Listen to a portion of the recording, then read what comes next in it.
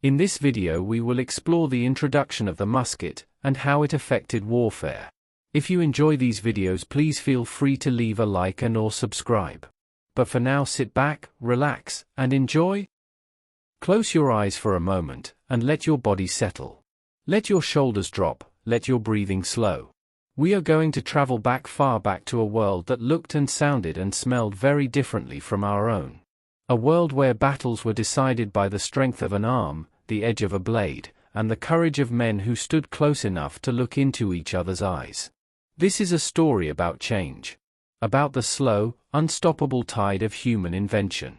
About a weapon that rewrote the rules of war, reshaped the borders of empires, and quietly, smoke by smoke, shot by shot, changed the world forever. We begin not with a bang, but with silence. Imagine a morning in the early 15th century. Somewhere in the rolling hills of Central Europe, perhaps in what we might now call Germany, or France, or the low flatlands near the Rhine.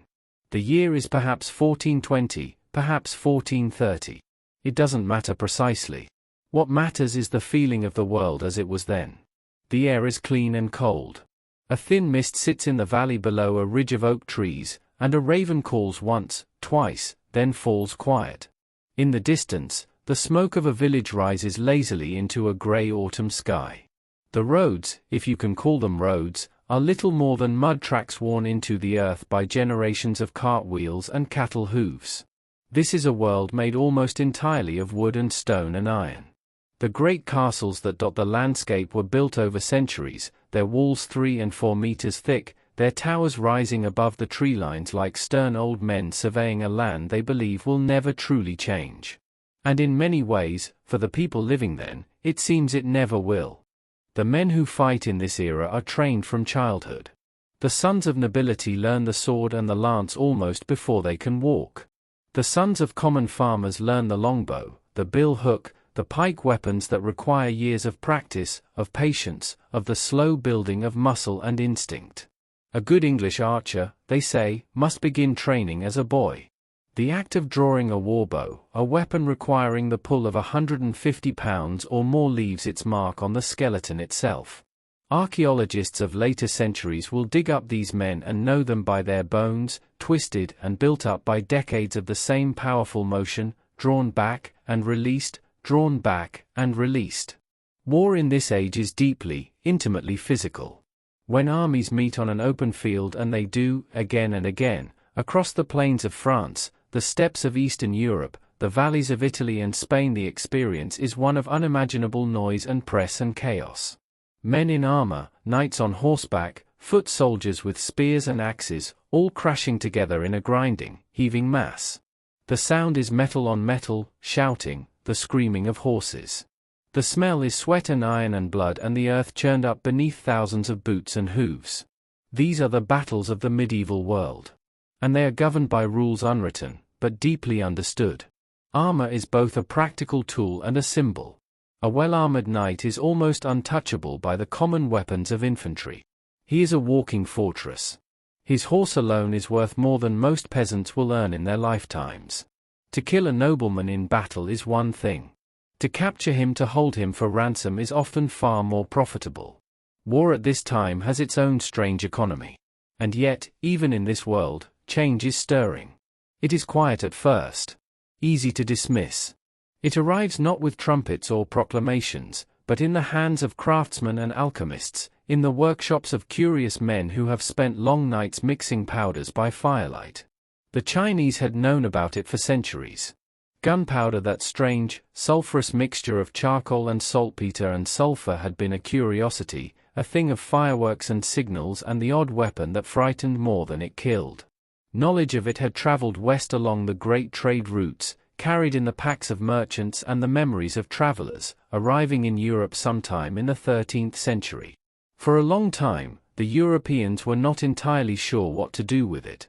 The first guns were enormous, unwieldy things. Bombards, they were called. Great iron or bronze tubes, loaded with stone balls and fired with a thunderous roar that could shatter the nerves of a garrison as surely as it shattered their walls. These were siege weapons, not weapons of the open field. They were dragged on carts by teams of oxen, assembled over days, fired with great ceremony, and as likely to explode and kill their own operators as to damage the enemy. But there is something in the nature of human beings, an irresistible itch of ingenuity that looks at any tool, no matter how crude, and asks, what if it was smaller? What if one man could carry it? And so, slowly, we arrive at the birth of the handheld gun. The earliest handheld firearms were primitive things. Little more than iron tubes attached to wooden stocks. They were called by various names: hand cannons, fire sticks, in Chinese the huichong, in early German the handraw. A soldier would fill the tube with powder and a lead ball, apply a lit match or a glowing coal to a small hole at the rear of the barrel, and wait. If he was lucky, the gun fired.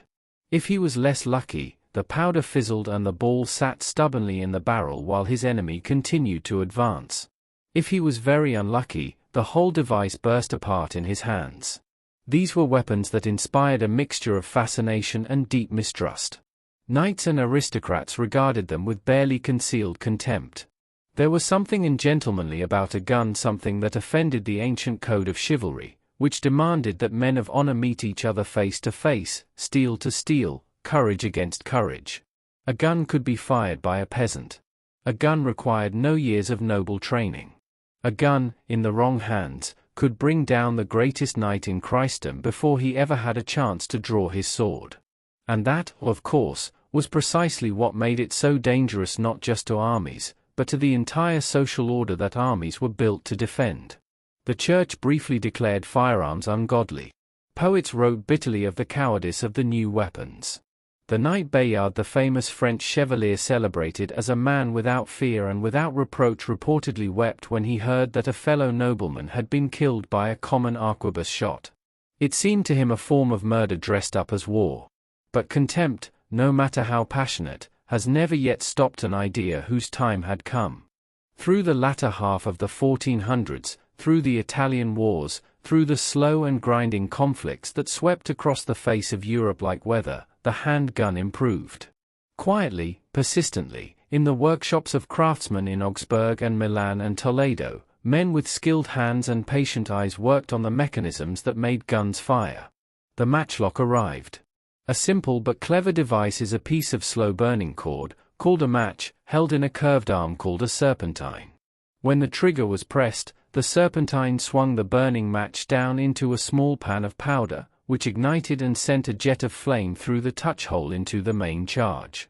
The gun fired. Not always. Not perfectly. But far more reliably than anything that had come before.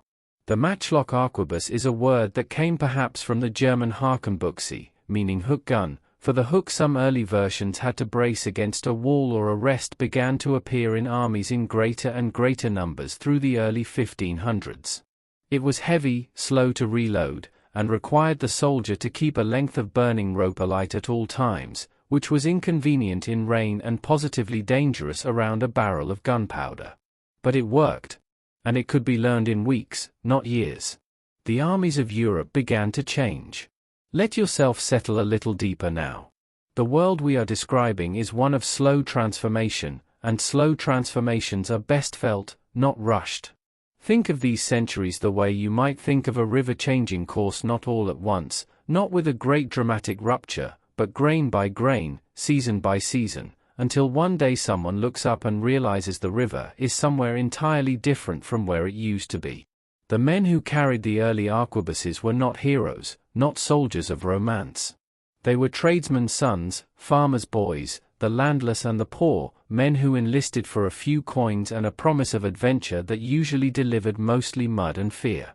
They wore no armor. To speak of armor was expensive, and the gun itself was their defense. Its range meant to keep the enemy far enough away that armor barely mattered.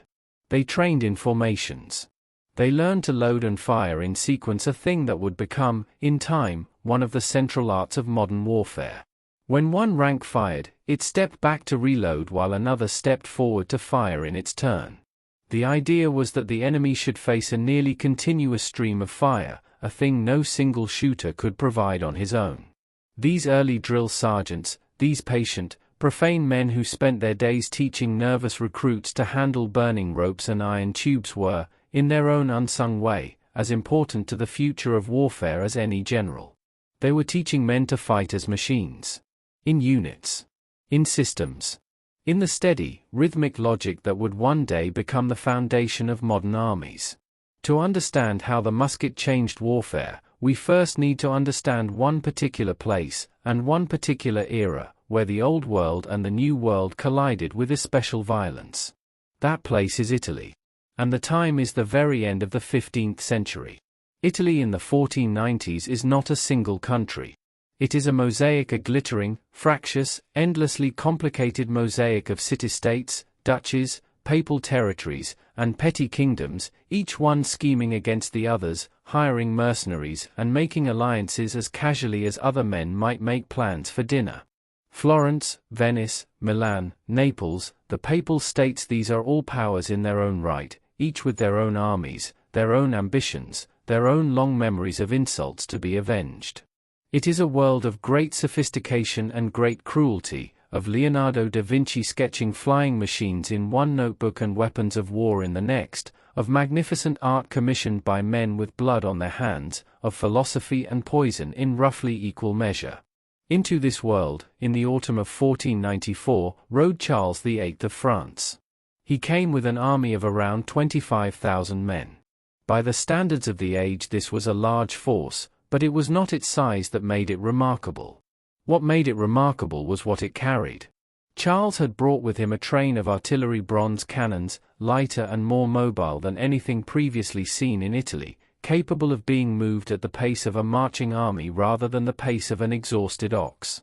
And among his infantry were companies of Swiss pikemen and German Landsknecht soldiers, and alongside them, arquebusiers. Men with guns. The Italian city-states, for all their sophistication, were not quite ready for what followed. The French army moved south through Italy with almost contemptuous ease. Castles and fortifications that had been considered impregnable, that had held out against conventional assault for decades, fell in hours once the French artillery was brought to bear. The stone walls, designed to resist battering rams and siege towers and the slow, grinding attrition of medieval siege warfare, were simply not built to absorb cannon fire. They cracked, they crumbled, they fell. The psychological effect on the defenders was as devastating as the physical damage. The walls that had made them safe, that their fathers and grandfathers had built and maintained and trusted, were suddenly no protection at all. The Italian wars had begun. And they would last, in various forms, for 60 years. These wars are not as famous as they deserve to be. They tend to be overshadowed in popular memory by the English Wars of the Roses, or the later religious conflicts of the Reformation, or the great naval battles of the Age of Exploration. But in terms of their impact on the science, and it was becoming a science of warfare, they were transformative. It was in Italy, across those 60 years of shifting alliances and hard-fought campaigns, that the European military mind truly grappled with the gun. With its possibilities, its limitations, its demands. The gun was slow to reload. A trained arquebus man, working quickly and without too much distraction without, say, someone trying to kill him, could manage perhaps one shot every 30 seconds to a minute. This was an eternity in battle. In the time it took to reload, a charging enemy could cover a great deal of ground. The arquebus man was vulnerable, desperately vulnerable, in those long seconds after he had fired and before he was ready to fire again. The answer the military theorists of the time arrived at was the pike. The pike was not a new weapon. It was ancient, in its essentials a long spear, anywhere from 4 to 6 meters in length, carried by infantry and leveled at charging cavalry. But in the 16th century, the relationship between the pikeman and the gunman became one of the central problems of military organization, and the solutions to that problem shaped armies for the next 200 years. The pikeman protected the gunman while they reloaded. The gunman softened the enemy before they reached the pikes. Working together, in careful, drilled formations, these two types of soldier were formidable in a way that neither could manage alone. The problem was getting the balance right. How many gunmen to how many pikemen? How should they be arranged? How should they move? These were not abstract questions. Men's lives, thousands, tens of thousands of men's lives depended on the answers. In the early decades of the 16th century, the most feared infantry in Europe were the Spanish. Spain, in this era, was undergoing one of the most remarkable transformations in its history. The reconquest of Granada from the Moorish kingdoms was complete. Columbus had returned from the Americas with news that would change the world. Ferdinand and Isabella had forged the crowns of Aragon and Castile into something approaching a unified kingdom. And from the wars of the reconquest, from decades of hard, grinding conflict in the mountains and plains of Iberia, the Spanish had learned how to fight.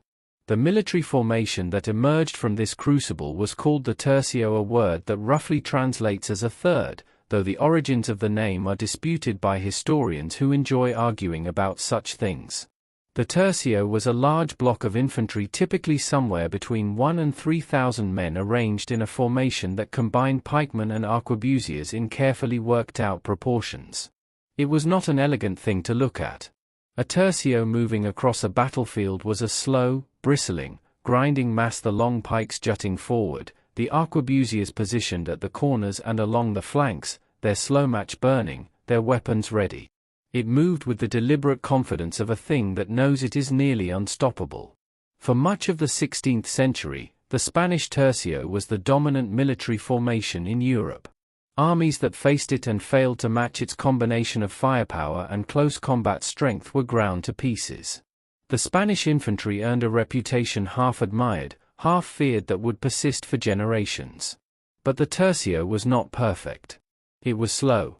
It was expensive. Feeding and paying 3,000 professional soldiers was a serious undertaking for any treasury. And it was rigid. The world was changing faster than the tercio could change with it. Let your mind settle on that image for a moment. 3,000 men, moving as one. The sound of it, the tramp of feet, the rattle of armor and equipment, the murmur of voices in half a dozen languages, the hiss and smell of burning match cord. The smoke beginning to rise as the enemy comes in range. There is something hypnotic about the pace of these great formations. They did not sprint into battle. They walked. Deliberately. The drumbeat keeping time, the standards carried high, the officers riding alongside with voices calm and commanding. The whole vast machine of it, human beings organized into something larger than any one of them, moving toward something none of them could fully see. In the years before the musket fully arrived, before the proportions of firearms to pikes shifted decisively in the gun's favor, battles had a particular quality. They were long. They were exhausting. They were decided as much by endurance and steadiness as by any single act of heroism or leadership. The man who won was often simply the man or the army that held its formation longest, that kept its nerve when the smoke was thick and the noise was terrible and the instinct screaming from the very base of the spine was to run. These were professional soldiers. Not conscripts, not reluctant farmers, but men who had chosen this life or had it chosen for them and who had learned, through hard repetition, to master the fear enough to function.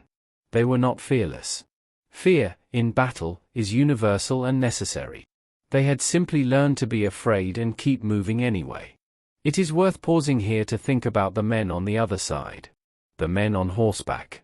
The cavalry, the knights, the gendarmes, the heavy horsemen who had for centuries been the decisive arm of any European army were watching all of this with a complicated mixture of pride, professional curiosity, and growing unease. The horse soldier had ruled European battlefields for the better part of 1,000 years. There were good reasons for this. A man on a well-trained warhorse was faster than any infantry, could strike from a height, could carry more armor, could break through poorly organized foot soldiers like a stone through paper. Cavalry charges, delivered at the right moment against the right target, could end battles. They had ended dozens. But guns complicated this. A horse is a large target. A horse, unlike a knight, cannot wear enough armor to stop a bullet. The weight would be impossible, the animal unable to move. And a horse, when it hears an unexpected explosion nearby, is not always inclined to be philosophical about it.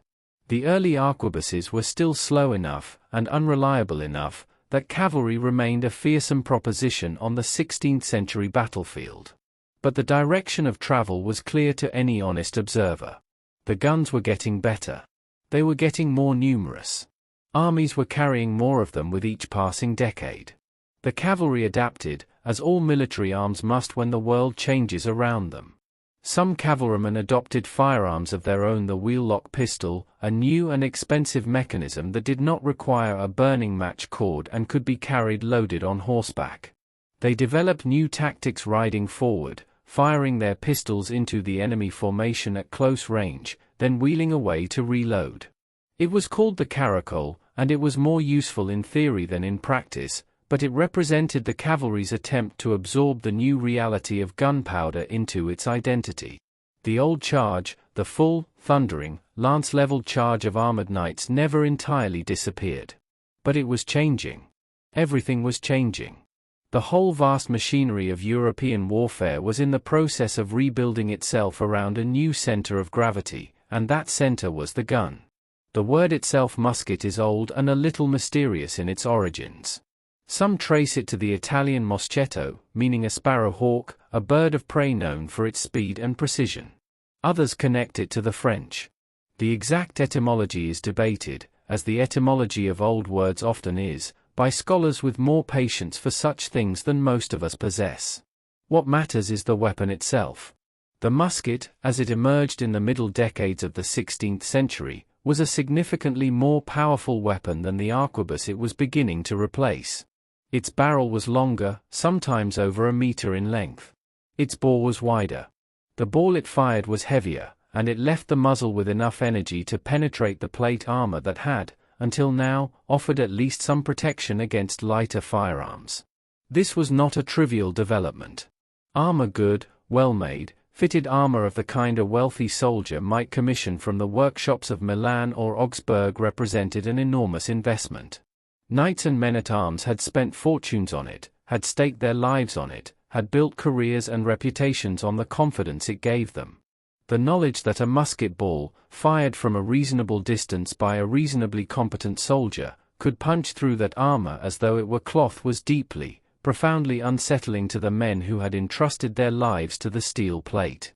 Armor began to disappear from the battlefield. Not all at once. Nothing in this story happens all at once, but gradually, piece by piece, greave by greave, and breastplate by breastplate. First the full harness of the medieval knight, then the half-armor of the cavalry officer, then even the infantry's modest protection began to seem more trouble than it was worth. A soldier weighed down by iron he could not trust was simply a soldier who tired more quickly and moved more slowly, for no meaningful protection in return. The musketeer went to war in cloth. But the musket, for all its power, had a serious problem. It was heavy. Considerably heavier than the arquebus, a full musket could weigh anywhere from 5 to 10 kilograms. For a man who also had to carry powder, shot, a rest, a forked stick or a bipod-like support on which the long barrel had to be steadied to aim water, food, and whatever other equipment the army required of him, this was a genuine burden. The early musketeers were often selected for their size and strength. These were big men, broad-shouldered, capable of handling the weight and absorbing the considerable recoil of a heavy charge firing a heavy ball. They were, in a sense, the heavy infantry of their age. The weapon they carried was the most powerful thing on the battlefield, and it made corresponding demands on its user. Loading a matchlock musket was a complicated, multi-step process. A trained musketeer of the 16th century had to manage a dozen or more distinct actions to go from an empty weapon to a loaded one. He had to measure out a charge of powder from his flask or from one of the pre-measured charges he carried in small wooden or horn containers hung on a bandolier across his chest. These were sometimes called the 12 apostles, for the number most soldiers carried. He had to pour the powder down the barrel, then seat a ball usually wrapped in a small patch of cloth or leather to ensure a tight fit and ram it down firmly with the ramrod. He had to prime the pan with fine powder. He had to ensure his match cord was lit, adjusted to the right length in the serpentine, and positioned correctly. Then he had to aim, which with a weapon of this weight and length, without telescopic sights, without a perfectly stable platform, was more art than science. And then he had to fire, absorb the recoil, and begin the whole process again. Under ideal conditions, a skilled musketeer could manage perhaps one shot per minute. Under battlefield conditions, the noise, the smoke, the terror, the fumbling fingers, it was often considerably slower than that.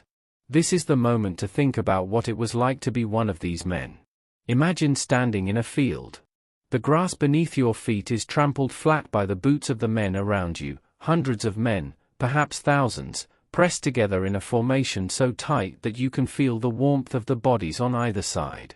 The man in front of you is close enough that you could reach out and touch the back of his neck.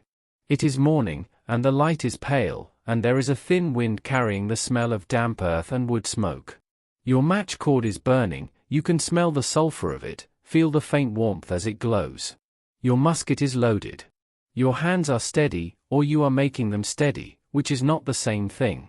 Across the field, perhaps 200 meters away, perhaps less, you can see the enemy. Another mass of men, another forest of pikes and flags, another line of match cords glowing in the morning air like a string of orange sparks. They are doing exactly what you are doing, standing, waiting, managing fear. The drums are beating. They have been beating since before dawn, and by now you barely hear them. They are simply the pulse of this world you have entered, as natural and inevitable as your own heartbeat. A command is given. You bring the musket to your shoulder, or you lower it onto your rest if the barrel is long enough to require one. You find your aim, or something like an aim, for at this range the individual is less important than the mass. You are not shooting at a man. You are shooting into a formation, and the ball will find what it finds. The command comes again. And the world dissolves into noise. The sound of a 16th century musket volley at close range is something no person alive today has heard, and this is perhaps fortunate. Contemporaries who wrote about it reached for the language of natural catastrophe thunder. They said, a crack of thunder so close it seemed to come from inside the skull. Add to this the simultaneous fire of dozens, hundreds of weapons, the screaming of the wounded, the shouting of officers, the clash of pikes as the formations came together, and you have a world of sensation so overwhelming that many soldiers later reported remembering almost nothing of the worst moments. The mind, confronted with more than it can process, simply goes somewhere else. The smoke was extraordinary. Black powder, the only propellant available in this era, produces vast quantities of dense, white-gray smoke when it burns. A large engagement, in anything less than a strong wind, could within minutes be obscured behind a fog so thick that soldiers could not see the enemy a few meters away. Battles were sometimes decided almost as much by the direction of the wind as by the skill of the armies, because the side whose smoke blew toward the enemy was fighting, at least in some sense, blind. The commanders on horseback, watching from elevated ground, would see the formations advance, meet, and then simply disappear into this rolling white murk, from which came sounds but no information, noise but no clarity.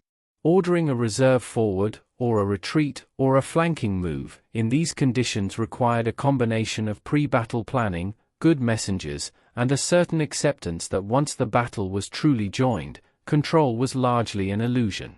This was the fog of war, not as a metaphor, but as a literal, sulphurous, choking reality.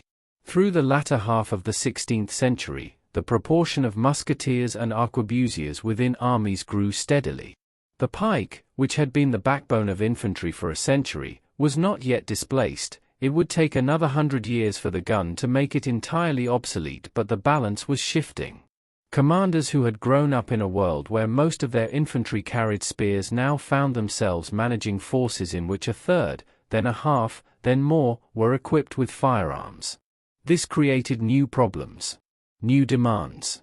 New ways of thinking about what an army was and how it should be organized. The great Dutch commander Maurice of Nassau, a man of the late 16th and early 17th century who thought about warfare the way a mathematician thinks about a difficult proof, with patience and rigor and an appetite for precision, set about reorganizing his army along lines that would prove enormously influential. He reduced the size of his tactical units, making them smaller and more flexible than the great lumbering tercios of the Spanish model. He drilled his men relentlessly, instilling in them not just the mechanical skill to load and fire, but the discipline to do it in sequence, in rotation, so that there was always a loaded weapon ready to fire somewhere in the line. He published drill manuals, detailed, illustrated, step-by-step guides to the correct handling of firearms and pikes. This was itself a revolutionary idea. Military knowledge had previously been passed on through experience, through apprenticeship, through the slow accumulation of practice.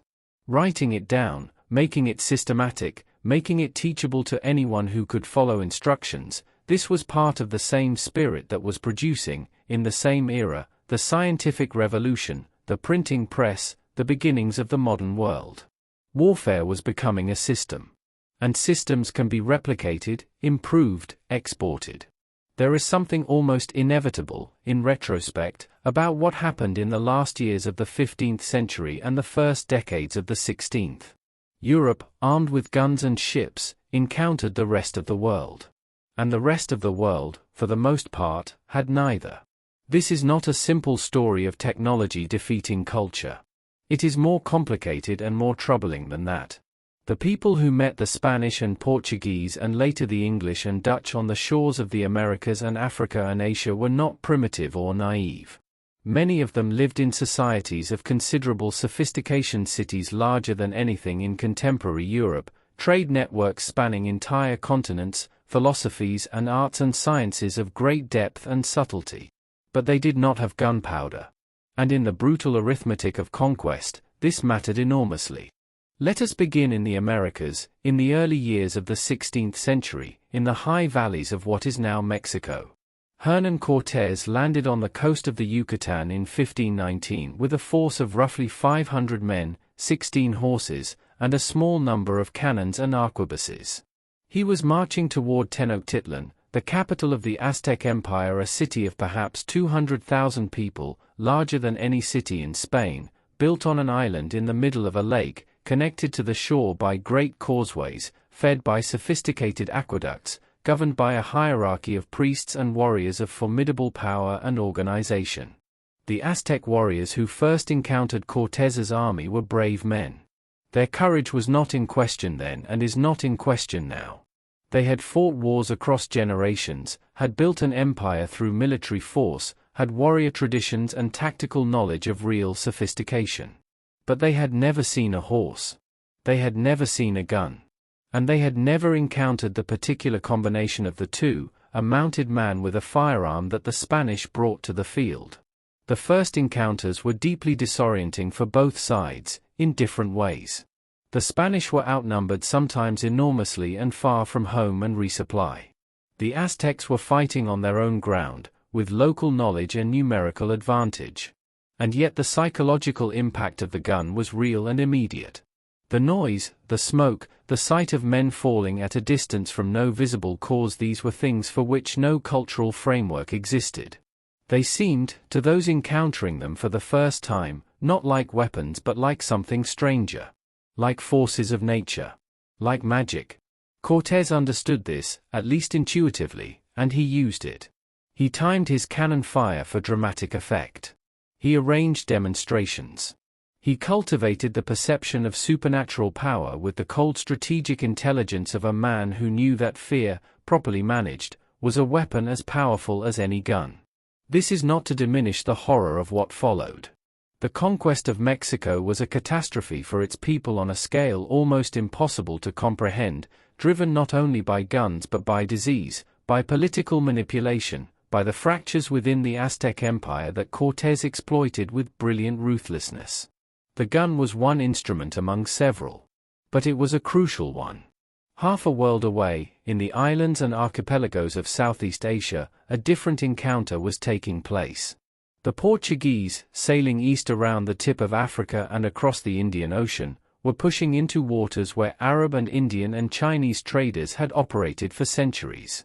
They arrived with caravels and cannons, with the single-minded commercial ambition of men backed by a crown that wanted spices and gold, and with firearms that the trading cities and kingdoms of the Indian Ocean rim were not, in the early 16th century, equipped to match. The Portuguese Estado da India, the network of trading posts and fortified bases that Portugal established across the Indian Ocean, was held together more by naval gunnery than by any great numerical strength. Portugal was a small country. It could not maintain large armies at the ends of the earth. What it could do was maintain ships, and those ships carried guns, and guns on ships were one of the great force multipliers of the age of exploration. The cannon that could shatter a city wall could, mounted on a ship, shatter another ship, or pound a harbor town into compliance. Naval warfare, always a domain where technological advantage translated quickly and directly into victory, was transformed by gunpowder even faster than land warfare had been. The great oar-driven galleys of the Mediterranean, where battles were decided by ramming and boarding, by the physical collision of one crew with another, began to give way to sailing ships that fought at distance, in lines, exchanging broadside after broadside in the new grammar of naval combat. But perhaps the most fascinating encounter between the gun and the wider world happened not in the Americas or Africa or the Spice Islands of the East, but in Japan. Japan, in the middle of the 16th century, was a country at war with itself. The Sengo period, the age of the warring states, had been running for a century, a complex and violent fragmentation of central authority into dozens of competing domains, each ruled by a warlord, a daimyo, each with his own army of samurai and ashigaru foot soldiers.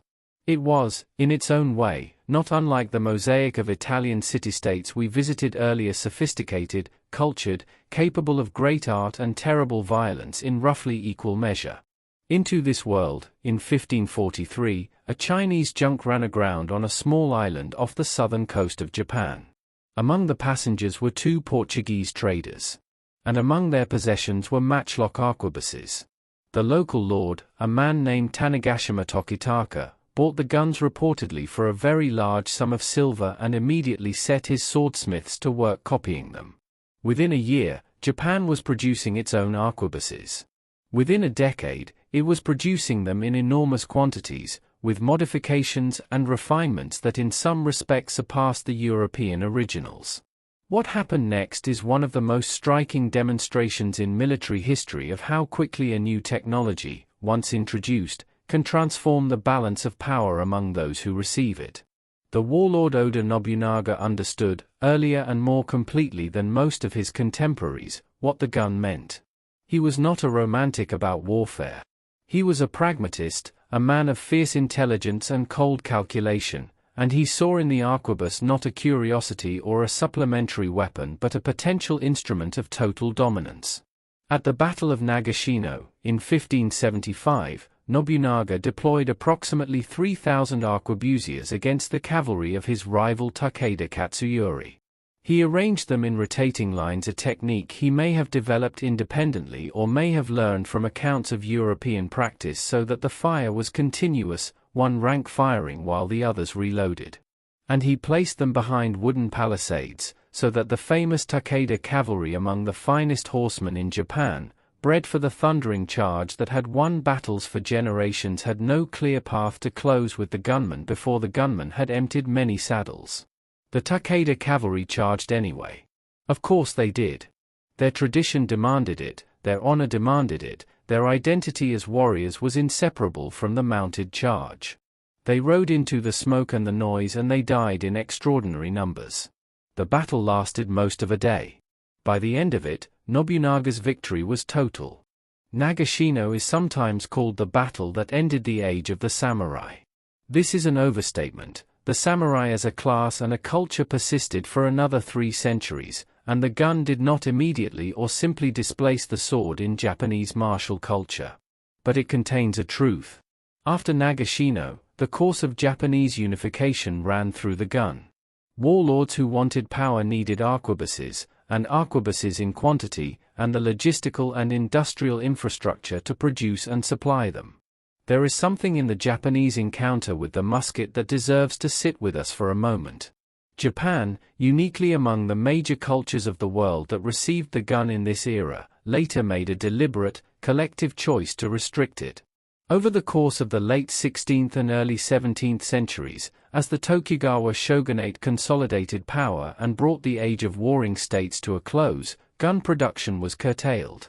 The weapons were not banned outright, but they were controlled, discouraged, gradually marginalized within a culture that chose, for complex reasons of politics and identity and the interests of the ruling warrior class, to return the sword to the center of its martial identity.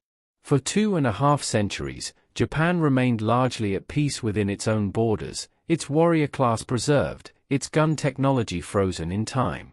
When the Western ships arrived again in the 19th century, American this time, not Portuguese, they brought with them guns so far advanced beyond what Japan possessed that the encounter was almost a repetition of 1543, compressed into a single overwhelming moment of technological shock. History, it turns out, does not stop simply because you decide you have seen enough of it. The matchlock had served European armies for well over a century. It had fought the Italian Wars, the 80 Years' War, the 30 Years' War, that long and terrible conflict that scarred the face of Central Europe between 1618 and 1648, killing perhaps a third of the population of some German territories through battle and famine and disease. The matchlock had crossed oceans and conquered empires. It had changed the world. But it had never stopped being inconvenient. The burning match cord, that slow fuse of treated hemp that the matchlock depended upon, was a constant source of difficulty. It had to be kept alight at all times, which meant it consumed itself steadily whether or not the soldier was actually firing. In a large army, the demand for match cord was staggering. Historians have calculated that some armies of the early 17th century burned through miles of the material every day. It was visible at night, its orange glow betraying positions to any watching enemy. It was dangerous around the powder that soldiers carried on their persons. There are records of catastrophic accidents in which a stray spark found a powder flask with hideous results.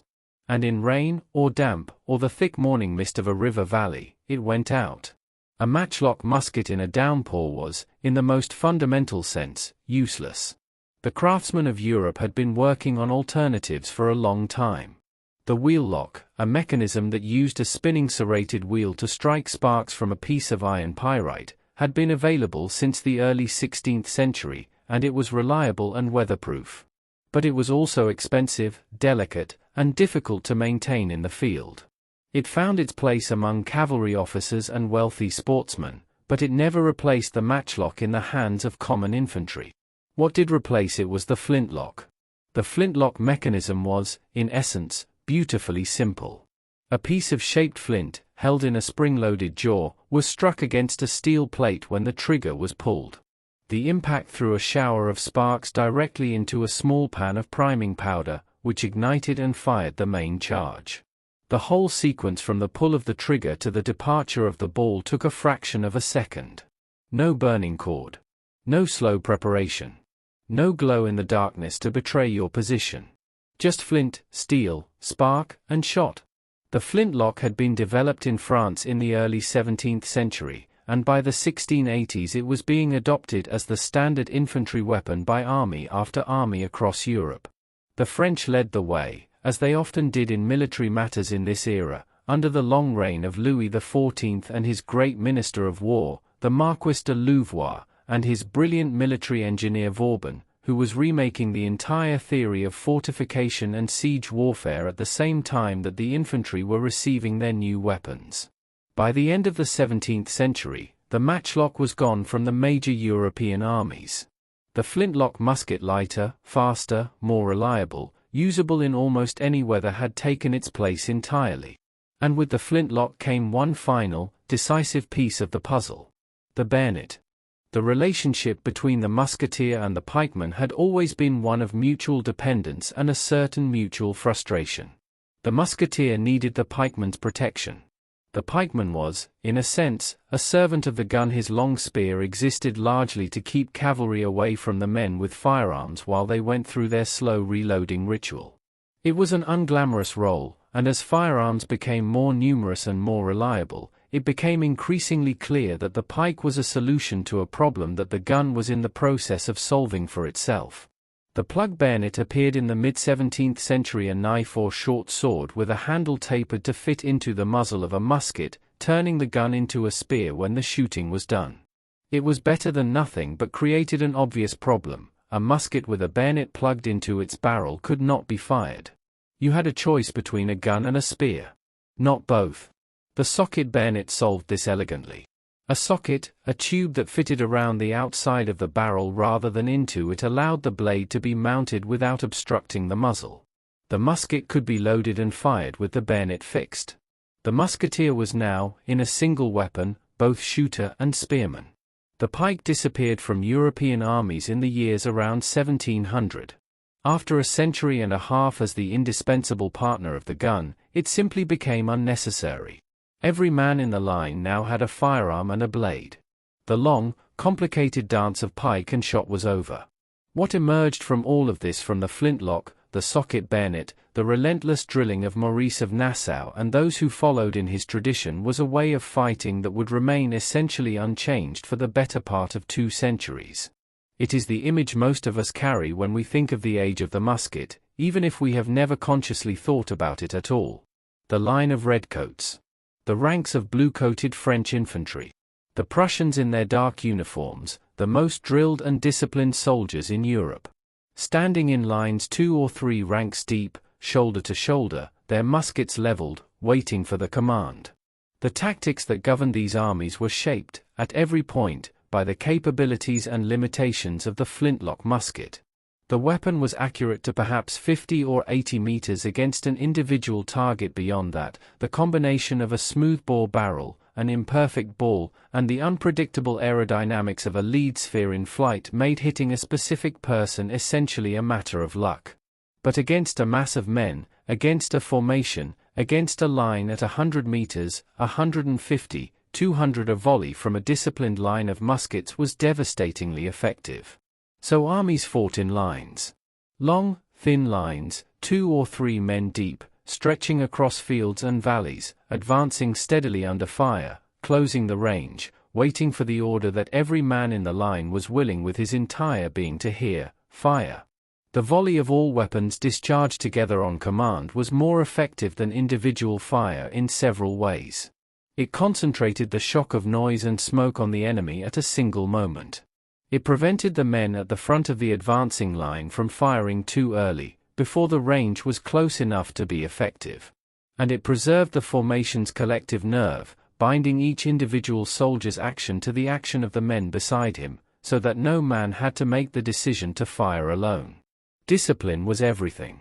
The ability to advance under fire without breaking, to keep walking forward while the enemy's volley struck men down to your left and right, to close the distance and deliver your own fire at effective range before the panic that every nervous system was screaming for took over and the formation dissolved into a fleeing mob. This was what separated effective armies from ineffective ones. Not individual courage, though that was required too. Collective steadiness. The trust of every man in every other man in the line. It was manufactured through drilling. Hours and days and weeks and months of drilling, until the loading and firing sequence was so deeply embedded in the body's memory that it could be performed under any conditions, until standing still in the face of incoming fire felt, if not natural, exactly at least possible. The relationship between the musketeer and the pikeman had always been one of mutual dependence and a certain mutual frustration. The musketeer needed the pikeman's protection. The pikeman was, in a sense, a servant of the gun. His long spear existed largely to keep cavalry away from the men with firearms while they went through their slow reloading ritual. It was an unglamorous role, and as firearms became more numerous and more reliable, it became increasingly clear that the pike was a solution to a problem that the gun was in the process of solving for itself. The plug bayonet appeared in the mid-17th century, a knife or short sword with a handle tapered to fit into the muzzle of a musket, turning the gun into a spear when the shooting was done. It was better than nothing but created an obvious problem: a musket with a bayonet plugged into its barrel could not be fired. You had a choice between a gun and a spear. Not both. The socket bayonet solved this elegantly. A socket, a tube that fitted around the outside of the barrel rather than into it, allowed the blade to be mounted without obstructing the muzzle. The musket could be loaded and fired with the bayonet fixed. The musketeer was now, in a single weapon, both shooter and spearman. The pike disappeared from European armies in the years around 1700. After a century and a half as the indispensable partner of the gun, it simply became unnecessary. Every man in the line now had a firearm and a blade. The long, complicated dance of pike and shot was over. What emerged from all of this, from the flintlock, the socket bayonet, the relentless drilling of Maurice of Nassau and those who followed in his tradition, was a way of fighting that would remain essentially unchanged for the better part of 2 centuries. It is the image most of us carry when we think of the age of the musket, even if we have never consciously thought about it at all. The line of redcoats. The ranks of blue-coated French infantry. The Prussians in their dark uniforms, the most drilled and disciplined soldiers in Europe. Standing in lines 2 or 3 ranks deep, shoulder to shoulder, their muskets leveled, waiting for the command. The tactics that governed these armies were shaped, at every point, by the capabilities and limitations of the flintlock musket. The weapon was accurate to perhaps 50 or 80 meters against an individual target beyond that. The combination of a smoothbore barrel, an imperfect ball, and the unpredictable aerodynamics of a lead sphere in flight made hitting a specific person essentially a matter of luck. But against a mass of men, against a formation, against a line at 100 meters, 150, 200, a volley from a disciplined line of muskets was devastatingly effective. So armies fought in lines. Long, thin lines, 2 or 3 men deep, stretching across fields and valleys, advancing steadily under fire, closing the range, waiting for the order that every man in the line was willing with his entire being to hear: fire. The volley of all weapons discharged together on command was more effective than individual fire in several ways. It concentrated the shock of noise and smoke on the enemy at a single moment. It prevented the men at the front of the advancing line from firing too early, before the range was close enough to be effective. And it preserved the formation's collective nerve, binding each individual soldier's action to the action of the men beside him, so that no man had to make the decision to fire alone. Discipline was everything. The ability to advance under fire without breaking, to keep walking forward while the enemy's volley struck men down to your left and right, to close the distance and deliver your own fire at effective range before the panic that every nervous system was screaming for took over and the formation dissolved into a fleeing mob. This was what separated effective armies from ineffective ones. Not individual courage, though that was required too. Collective steadiness. The trust of every man in every other man in the line. It was manufactured through drilling. Hours and days and weeks and months of drilling, until the loading and firing sequence was so deeply embedded in the body's memory that it could be performed under any conditions, until standing still in the face of incoming fire felt, if not natural, exactly at least possible. These armies fought across the world in the 18th century. At Blenheim and Ramillies and Malplaquet, in the fields of Flanders and Bavaria. At Plassey, on the banks of the Bhagirathi River in Bengal, where Robert Clive's small British force and their Indian allies broke the army of the Nawab of Bengal and began the long process of British domination of the Indian subcontinent. At the Heights of Abraham, in Canada, where Wolfe's redcoats climbed a cliff in the darkness and formed their line on the plateau above Quebec, and the musketry of 2 disciplined volleys at close range shattered the French colonial forces in a matter of minutes. At Bunker Hill, in Massachusetts, in June of 1775, where British regulars advanced uphill in the summer heat against American militia behind earthworks, and were repulsed twice before carrying the position on the 3rd assault, losing nearly half their number to musket fire in the process. The musket was present at all of it. The same essential weapon, flintlock, smoothbore, socket bayonet that had replaced the matchlock a century before, was still the primary instrument of infantry combat. It had been refined, standardized, made easier to manufacture and maintain.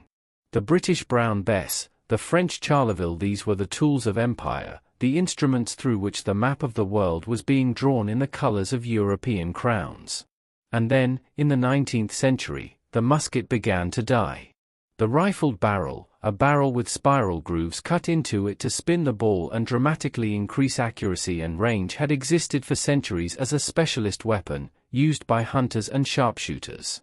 The problem had always been that a rifled barrel was slow to load. The ball had to be forced down the tight grooves with a mallet, and slow loading on a battlefield was a luxury armies could not afford. The mini ball, developed in France in the 1840s, solved this problem with characteristic elegance. A slightly undersized bullet with a hollow base that expanded on firing to grip the rifling. It could be loaded as quickly as a smoothbore round but fired with the accuracy of a rifle. Within a decade, the armies of the world were re-equipping. The flintlock gave way to the percussion cap, another refinement, faster and more reliable still. The smoothbore gave way to the rifle. The age of the musket was over. It had lasted, in various forms, for something over 300 years. From the first crude arquebuses of the Italian wars to the last flintlock volleys of the Napoleonic battlefields, 3 centuries of smoke and drilling and the slow, patient improvement of a weapon that had, in the end, remade the world. What did it leave behind? It left behind the professional army the idea that war was a trade, a system, a discipline to be learned and practiced, not merely a thing that brave men did with sharp implements. It left behind the nation-state, whose emergence and consolidation was driven partly by the enormous cost of maintaining gunpowder armies, a cost that only centralized governments with reliable tax systems could sustain. It left behind the map of the Americas, reshaped by conquest made possible by gunpowder. It left behind the first stirrings of the global economy, built on the trading empires whose ships carried cannons and whose ports were built around the power of the gun. It left behind, too, a way of thinking about war as a thing to be organized, systematized, studied and improved upon that would persist into the age of rifles and machine guns and artillery, into the terrible industrial warfare of the 20th century, into the precision weapons of our own time. The logic of the drill square, the principle of massed coordinated fire, the idea that an army is a system more than a collection of brave individuals, all of these trace their lineage back to the matchlock musketeers of the 16th century, learning their 12 apostles on a muddy parade ground in the Low Countries. The story is nearly done now. The smoke is settling. The last volley has been fired, and the silence after it is very deep, and very welcome. You have traveled a long way tonight from the cold mist of a medieval morning, through the battlefields of Italy and the court of Oda Nobunaga, across oceans and centuries, to the long lines of redcoats standing in the summer heat of a world being made and remade by powder and lead. Let it all go now. Let the armies disperse, let the flags come down, let the drums fall quiet. The history will keep. It has kept this long. Find your breath. Feel the weight of your body where it rests. The story is over, and the night is quiet, and there is nothing now that needs your attention. This concludes the video. Thanks for watching. Sleep well. Good night.